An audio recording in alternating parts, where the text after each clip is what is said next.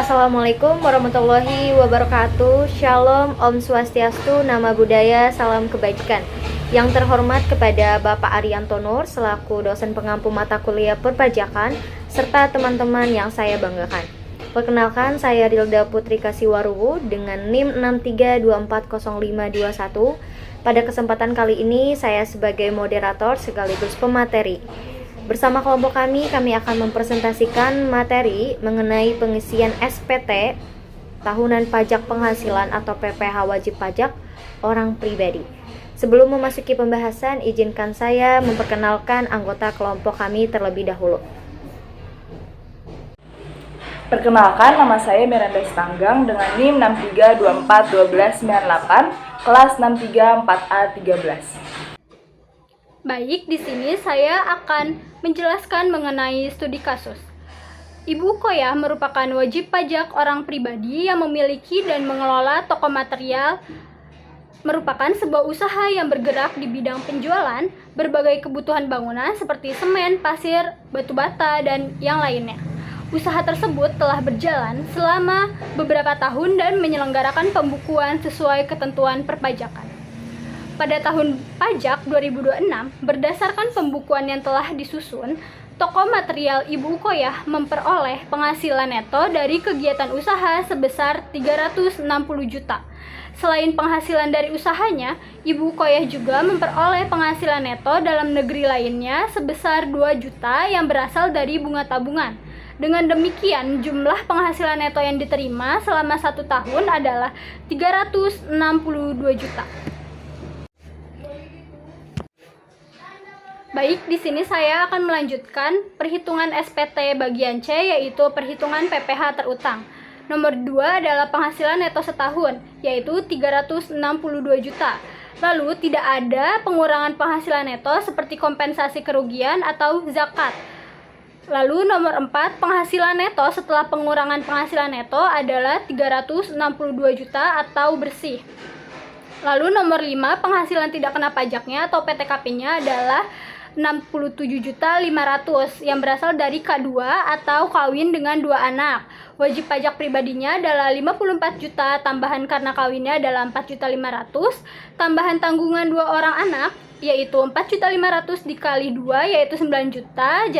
Jadi PTKP-nya adalah 67.500.000. Nomor 5, penghasilan kena pajaknya atau PKP-nya yaitu 294.500.000.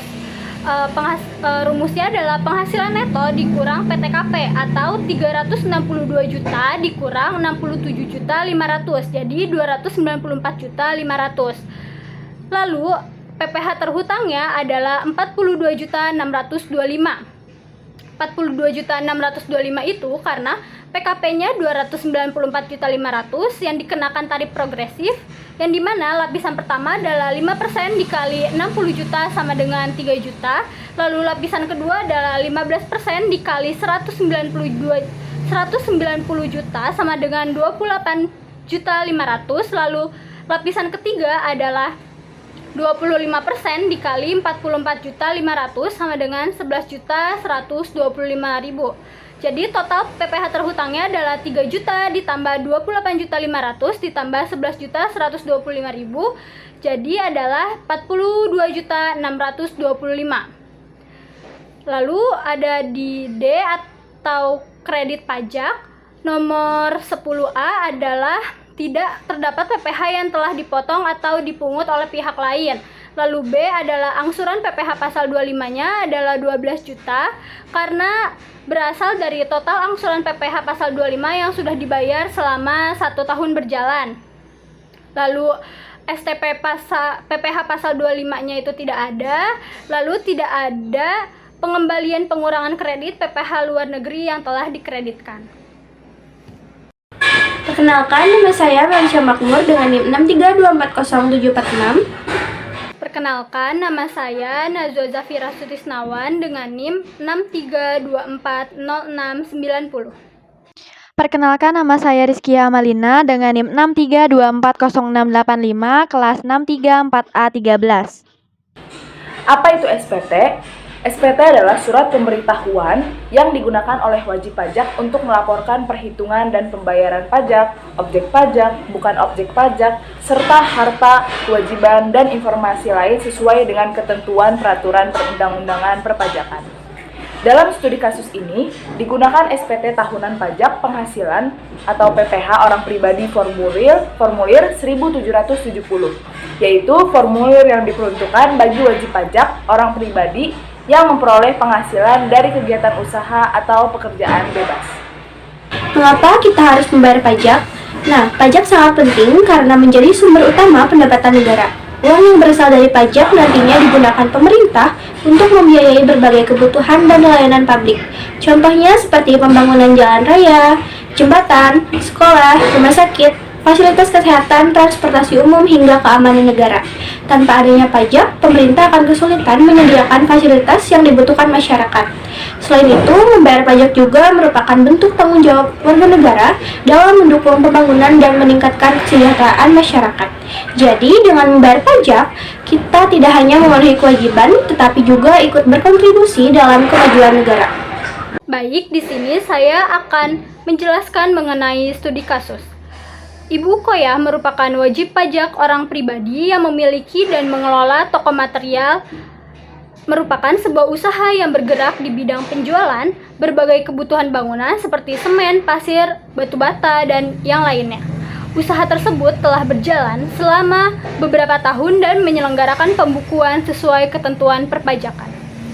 Pada tahun pajak 2026, berdasarkan pembukuan yang telah disusun, toko material Ibu Koyah memperoleh penghasilan neto dari kegiatan usaha sebesar 360 juta. Selain penghasilan dari usahanya, Ibu Koyah juga memperoleh penghasilan neto dalam negeri lainnya sebesar 2 juta yang berasal dari bunga tabungan. Dengan demikian, jumlah penghasilan neto yang diterima selama 1 tahun adalah 362 juta. Baik, selanjutnya di sini ada lanjutan studi kasus pertama.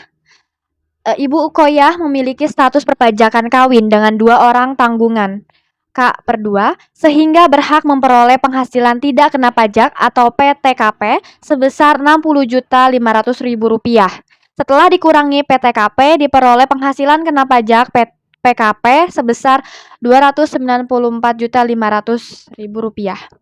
Berdasarkan ketentuan tarif progresif pajak penghasilan orang pribadi, PPh terutang Ibu Koyah untuk tahun pajak 2025 sebesar Rp42.625.000. Selama tahun berjalan, Ibu Koyah telah melakukan pembayaran angsuran PPh pasal 25 sebesar Rp12 juta, sehingga pada akhir tahun masih terdapat PPh kurang bayar sebesar Rp30.625.000 yang harus dilunasi. Baik, di sini ada lanjutan studi kasus yang sebelumnya. Nah, pada lanjutan ini, studi kasus menjelaskan mengenai harta yang dimiliki Ibu Koyah pada akhir tahun pajak. Total harta yang dimiliki berjumlah 750 juta.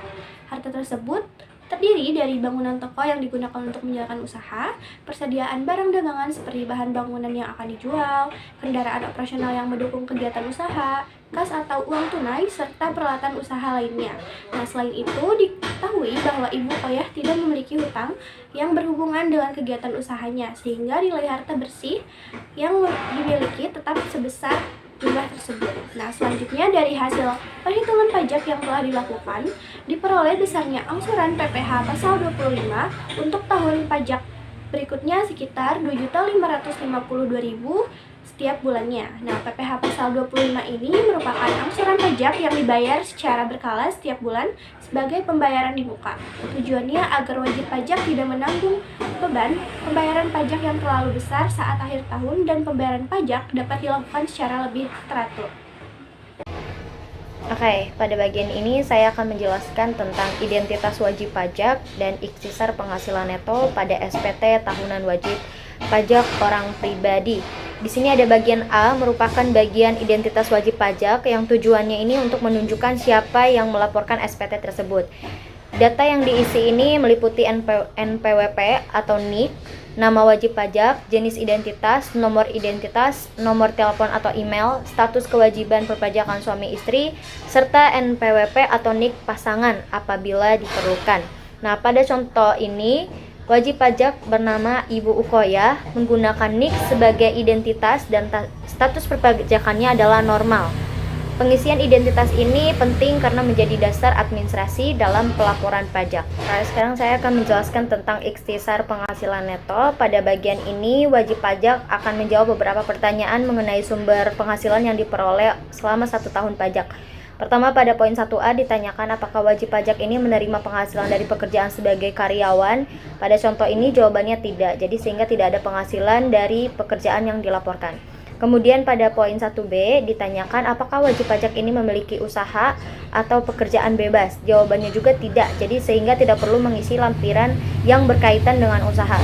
Selanjutnya pada poin 2 ditanyakan apakah wajib pajak termasuk wajib pajak orang pribadi pengusaha tertentu atau OPPT.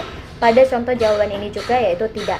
Nah, pada poin 3 ditanyakan apakah menggunakan norma penghitungan penghasilan neto. Di situ juga jawabannya tidak, karena wajib pajak tidak menggunakan metode tersebut.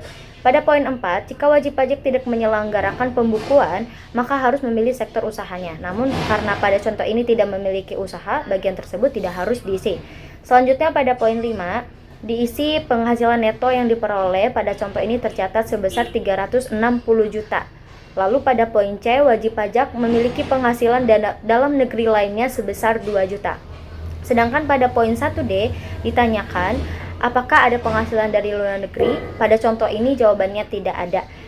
Jadi dari bagian B ini dapat disimpulkan bahwa total penghasilan neto yang akan digunakan pada perhitungan pajak berikutnya adalah 362 juta yang berasal dari penghasilan neto sebesar 360 juta. Ditambah penghasilan dalam negeri lainnya sebesar 2 juta. Seperti itu. Terima kasih. Baik, di sini saya akan menjelaskan berdasarkan gambar SPT tahunan PPh orang pribadi bagian E, F, dan G. Yang pertama bagian E yaitu PPh kurang atau lebih bayar. Bagian ini menunjukkan apakah wajib pajak masih memiliki pajak yang harus dibayar atau justru kelebihan bayar. Yang pertama ada 11A, yaitu PPh kurang atau lebih bayar. Menunjukkan selisih antara pajak yang terutang dengan kredit pajak yang dimiliki. Pada gambar, jumlahnya yaitu 30.625.000 yang artinya masih ada pajak yang kurang dibayar. Lalu yang kedua ada 11B, yaitu surat persetujuan angsuran atau penundaan pembayaran. Diisi jika wajib pajak mendapatkan izin dari DJP untuk mengangsur atau menunda pembayaran pajak. Lalu yang ketiga ada 11C, yaitu PPh yang masih harus dibayar. Besarnya pajak yang benar-benar masih harus dilunasi pada gambar senilai 30.625.000. Lalu lanjut ke opsi F, yaitu koreksi. Bagian ini hanya diisi jika SPT yang dilaporkan merupakan pembetulan dari SPT yang sudah pernah disampaikan sebelumnya.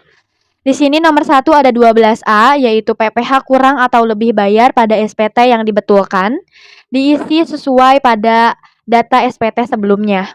Lalu ada 12B, PPh kurang atau lebih bayar karena pembetulan, menunjukkan tambahan atau pengurangan pajak akibat adanya pembetulan SPT. Selanjutnya ada opsi G, yaitu permohonan pengembalian PPh lebih bayar. Bagian ini diisi jika status SPT adalah lebih bayar atau kelebihan pembayaran pajak. Wajib pajak dapat memilih, pertama, dikembalikan melalui pemeriksaan atau yang kedua, dikembalikan melalui permohonan pengembalian dana di muka. Selain itu, wajib pajak dapat mengisi nomor rekening, nama bank, nama pemilik rekening. Pada gambar bagian ini kosong karena statusnya kurang bayar, bukan lebih bayar. Baik, selanjutnya di sini ada lanjutan studi kasus pertama. Ibu Ukoyah memiliki status perpajakan kawin dengan 2 orang tanggungan, K/2, sehingga berhak memperoleh penghasilan tidak kena pajak atau PTKP sebesar Rp60.500.000. Setelah dikurangi PTKP, diperoleh penghasilan kena pajak PKP sebesar Rp294.500.000. Berdasarkan ketentuan tarif progresif pajak penghasilan orang pribadi, PPh terutang Ibu Ukoyah untuk tahun pajak 2025 sebesar Rp42.625.000 Selama tahun berjalan, Ibu Ukoya telah melakukan pembayaran angsuran PPh pasal 25 sebesar 12 juta rupiah, sehingga pada akhir tahun masih terdapat PPh kurang bayar sebesar 30.625.000 rupiah yang harus dilunasi. Baik, saya akan melanjutkan pernyataan transaksi lainnya. Bagian ini berisi formulir informasi tambahan mengenai kondisi keuangan dan transaksi wajib pajak yang tidak tercakup pada perhitungan pajak utama. 14A. Harta pada akhir tahun pajak. Diisi dengan total seluruh harta yang dimiliki wajib pajak pada akhir tahun pajak. Pada SPT ini tercatat sebesar 750 juta. Nilai tersebut berasal dari lampiran 1 bagian A. Lalu ada pernyataan di 14E. Apakah Anda memiliki utang pada akhir tahun pajak? Dicentang tidak. Artinya wajib pajak tidak memiliki utang yang perlu dilaporkan. Lalu lanjut 14C. Penghasilan yang dikenakan PPh final. Dicentang tidak. Artinya selama tahun pajak wajib, pajak tidak memperoleh penghasilan yang dikenakan PPh final seperti bunga deposito atau hadiah tertentu. Lalu 14D. Penghasilan yang tidak termasuk objek pajak. Dicentang tidak. Artinya tidak ada penghasilan yang dikecualikan dari objek pajak, misalnya hibah atau warisan yang memenuhi ketentuan. Lalu 14E, biaya penyusutan dan atau amortisasi fiskal. Dicentang tidak. Artinya tidak terdapat biaya-biaya tersebut yang dilaporkan sebagai pengurang pajak. Lalu 14G, dividen atau penghasilan dari luar negeri. Dicentang tidak, artinya wajib pajak tidak menerima dividen maupun penghasilan dari luar negeri yang perlu dilaporkan. Lalu 14H yang terakhir, kelebihan PPh final. Kosong, artinya tidak ada kelebihan pembayaran PPh final yang dimintakan pengembalian. Lalu lanjut ke J, lampiran tambahan. Bagian ini menunjukkan apakah terdapat dokumen pendukung yang dilampirkan bersama SPT. Pada SPT ini seluruh pilihan dicentang tidak sehingga dapat dijelaskan bahwa laporan keuangan yang diaudit tidak dilampirkan, bukti pembayaran zakat atau sumbangan keagamaan wajib tidak dilampirkan, bukti pemotongan atau pemungutan pajak luar negeri tidak dilampirkan, surat kuasa khusus tidak dilampirkan, dokumen pendukung lainnya tidak dilampirkan. Kesimpulannya, SPT ini disampaikan tanpa lampiran tambahan. Lalu yang K, pernyataan. Bagian ini merupakan pernyataan resmi dari wajib pajak mengenai kebenaran isi SPT. Pada bagian ini yang menandatangani adalah wajib pajak, bukan wakil atau kuasa. Nama wajib pajak yang tercantum adalah Ibu Ukoyah. Dengan menandatangani SPT, wajib pajak pernyataan bahwa seluruh data, perhitungan, dan informasi dilaporkan beserta lampirannya telah diisi dengan benar, lengkap, dan jujur sesuai ketentuan perpajakan. Terima kasih.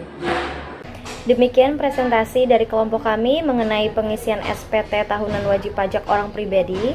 Kami mohon maaf apabila dalam penyampaian materi masih terdapat kekurangan maupun kesalahan. Semoga apa yang telah kami sampaikan dapat menambahkan pemahaman dan memberikan manfaat bagi kita semua. Terima kasih atas perhatian Bapak Arianto Nur selaku dosen pengampu mata kuliah perpajakan serta teman-teman sekalian. Wassalamualaikum warahmatullahi wabarakatuh.